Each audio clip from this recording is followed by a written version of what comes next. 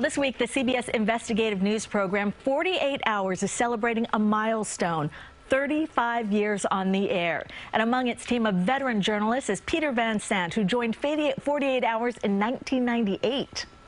There's some questions that have to be asked and need to be answered. You're rolling? Yep. Okay, this is the building. Let's move quickly. Peter Van Sant with CBS News. Here we go. Do it.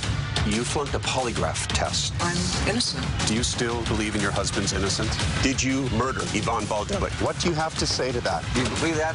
No, I don't. Why didn't you help the police? Why did you buy that sledgehammer? Were you going to do some home improvement, or were you buying a murder weapon? Wow. Peter joins me now on the couch. Thank you so much for being here. I know. Scary, right? You don't want Peter after you. All right. You've seen a lot over the 25 years on the show, 48 Hours. And we were talking, it just flew by. How has the show evolved?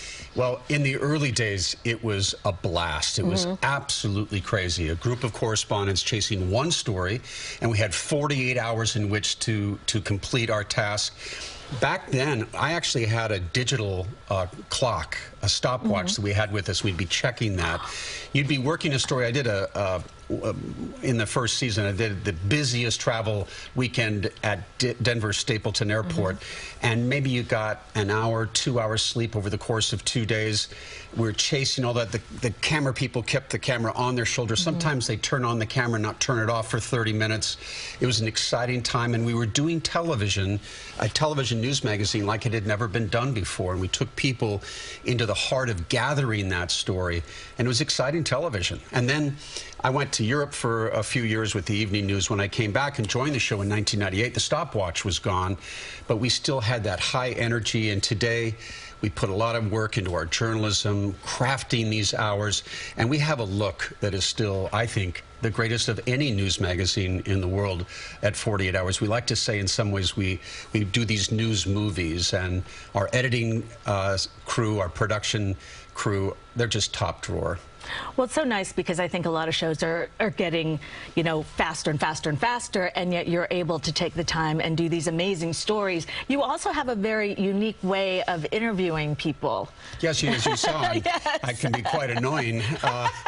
Those moments are fascinating, the unscheduled interview, because you've reached a point in investigating a story where you want some questions answered, and the person who may be a murder suspect does not want to talk to you.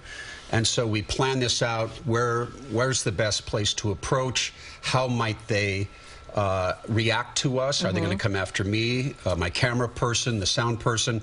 And you end up having to do that one question, because you may only get one question, right? It's the one that the viewers want asked. I've literally flown from New York to Seattle and gotten up at 3 in the morning, and for that moment, and I better not mess that up, right? It's high pressure, but highly satisfying. And about 2 out of 10 of these people will talk to you. But preparation is the key to everything, because I have to be ready with facts to confront them. Because some of these accused killers, you know, they have a story that they are convinced, if they just tell it, that they're smarter than all the rest of us, and they can convince us. But you have to confront with facts, and that's what I really enjoy doing. You must have so many tells when you interview these folks. Now, what are some of the most memorable cases you've covered? It's interesting. You know, as a journalist, you know this very well. Every day is something new. Just a couple of weeks ago, I did an hour on the murders of those University of Idaho students. For me, it was a very personal story. I went to Washington State University, which is 9 miles away. And so to go back there and to be able to report on that with the outstanding team that we have at 48 Hours was a very important, tragic story, but one that was very satisfying to tell. But if you go back in time, there's... I did a story one time about a couple that had left Southern California to start a new life in Panama. 2 months later, the man comes back, but the woman does not. And he says, well, she ran off with another man. With working with the family, we discovered that they started receiving messages from her computer, but we learned that from the IP address that these messages weren't coming from Panama. They were actually coming from this boyfriend's home in Southern California. He was a former Marine. He was once guarded the second President Bush.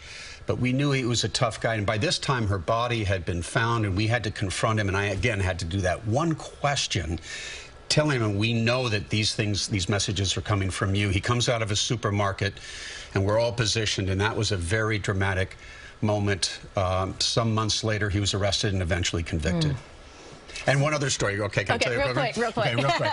So I was based in London for 3 years, and I'm covering a story for 48 hours at Freedom's Gate, and I'm in the little country of Latvia, and I'm following a group of people working for independence there that helped bring down the Soviet Union.